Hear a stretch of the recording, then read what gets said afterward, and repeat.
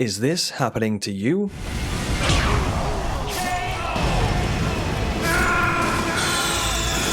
Then you're in the right place for video game training. In this video, we're going to take a look at how to defeat Bayle the Dread on Elden Ring, Shadow of the Erdtree. Okay, so let's jump into the fight. What I'll do is show you the fight first, and then afterwards I'll show you the gear that we used and my character's stats. We'll be doing this solo using no summons. Okay, so first of all we're going to use Bestial Vitality to give us HP regen, and then Flame grant me strength to increase our physical attack. Then we're going to pop some Starlight Shards to give us FP regen. Whip over to the Serpent Bow and Serpent Arrows, because first thing on the agenda is to apply poison to him. So we're going to lock on and shoot these poison arrows into his face to apply the poison. Should just take a few shots, and then his body will have like a green glowing aura on his body, and you'll see his health is ticking on down on his health bar. So that is that. Next on the agenda is Scarlet Rot, so we're going to be switching over to the secondary arrows that we have brought, which are the Rot arrows. We'll also be using some hefty rot pots to apply it as well. The arrows are kind of like building up a little bit of Scarlet Rot in the background for us. And we can also throw some hefty rot pots. I usually lock off for those hefty rot pots, because if you lock onto his head, sometimes you can like pull back and stuff, and then the hefty rot pots just completely miss. So we're going to free aim these. That should be enough to apply Scarlet Rot to him. So at this point he should have a sort of red aura on his body from the Scarlet Rot. So that is that. We just rebuffed up, kind of tank that hit for the rebuff. So what we want to do next is place ourselves roughly around this leg stump here. We want to be between the tip of the tail and the leg stump. You've got to watch out for that flush out attack there. It's like the fire breath down towards the floor. This is the lightning chain, so you just want to keep moving and running to avoid all of those lightning bolts. I believe you do more damage if you hit the leg stump or the head, so ideally you want to be placing your attacks onto the leg stump or the head. I run towards the wall here because the wall can sometimes help us tank some of the projectiles depending on the angle that they come from. We're going to rebuff up, we're flasking up here. Flame grant me strength, all that good stuff.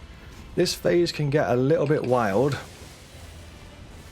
so if your health is half or less than half, always make sure to top up your health at this point, because there's so many explosions, lightning bolts, you name it. This phase has pretty much got everything under the sun, so you got to be really careful. That's his like charge up explosion. I'm going to back up there. You can flask up when you get just outside of the explosion. It's gone up into the air. This one is also quite wild. You want to kind of roll through the best that you can do. We used a flask of Wondrous Physic there, which helped us tank that attack. That's why I kind of use it in phase 2 in case he pops some crazy stuff like that. That's the projectile one again. As you can see, the wall can sometimes help tank some of that, depending on the angle of the projectiles. The Scarlet Rot and the poison has worn off at this point, I believe. You can re-poison him if you want to, but usually I find it easier just to go for the physical attacks at this point. Usually what I try to do is go for Corpse Piler on the leg stump. We try and place ourselves over this way. It's sometimes easier said than done because he kind of blocks you from getting into this area, but you ideally want to try getting roughly around here. If he lets us in. He's not letting us in today. That's the flush out attack. Once again, if he breathes fire towards the floor, you want to run backwards to get out the area of the fire. It's designed to like force you out from underneath him. See where he goes for. He's gone for that one. I usually look at the floor for that. It kind of helps me see where the attack is, if that makes sense. So I lock off and then kind of like point my camera towards the floor a little bit. So it helps me see the fire and the flames doing its thing. We got a bleed proc there, and the bleed procs do good damage as well. We can apply poison, like I mentioned a little bit earlier, if you want to. But usually it's better just to keep on the offensive at this point, so buff yourself back up with anything that you've got. So flame grant me strength perhaps. That's the flush out, just run backwards to avoid the flush out fire breath. Sometimes what a good thing to do is, if you're in this position over here towards the tip of the tail and the leg stump, because we're fighting locked off, you can sometimes like tilt your camera so you can see his head, and ideally you want to kind of see what his head is doing, because that will allow you to see the flush out attack. It's a little bit all over the place in phase 2, so it's quite difficult to show you the flush out. Just going to roll on through, back to the same position, pop in the corpse piler. The corpse piler can like hit the tip of the tail, and it can also hit the leg stump. Ideally you want to be aiming for the leg stump if possible. As I mentioned, it does increase damage on that section of Bayle. Other than that, I think that's most of his attacks. Just make sure to keep your health topped up. If your health is low, half or low, just always top up your health. That's the flush out once again. So this is what I mean. So if you stay roughly around here and you're popping in your attacks, the camera can see both his head and the leg stump, which helps you see if he's doing the flush out attack. But other than that, that is the fight.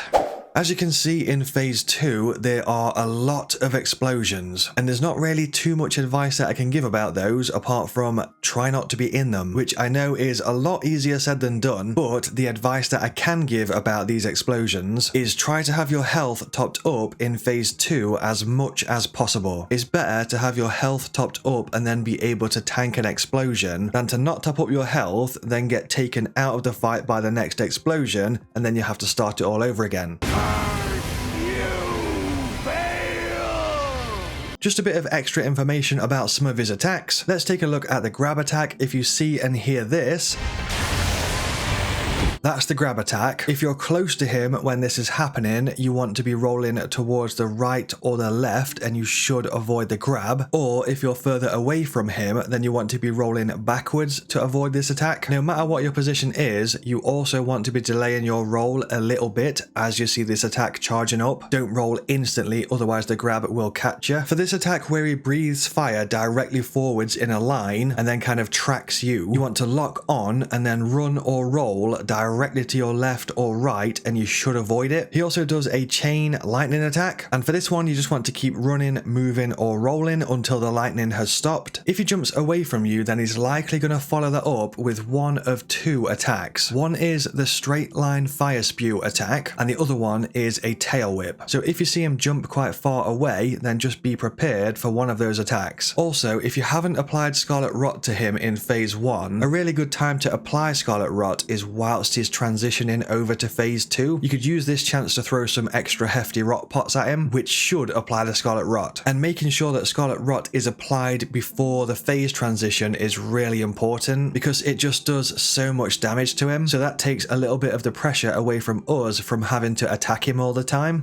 This is the gear, equipment and talismans that we used in this fight. Whilst we take a look at this, I just want to say it's massively important to be collecting the Erdtree fragments. You then want to be using the Erdtree fragments at a site of grace to increase your Erdtree blessing level. By increasing your blessing level, it increases the damage that you deal and it decreases the damage that you take. So if you're massively stuck on a boss fight, I'd recommend leaving the boss fight for a while and then going to find some Erdtree fragments, then come back to the boss fight after you've leveled up your blessing levels a bit. These blessing levels only apply to your character in the DLC. If you've got any hints, tips or tricks of your own for this fight, then feel free to let us know in the comments.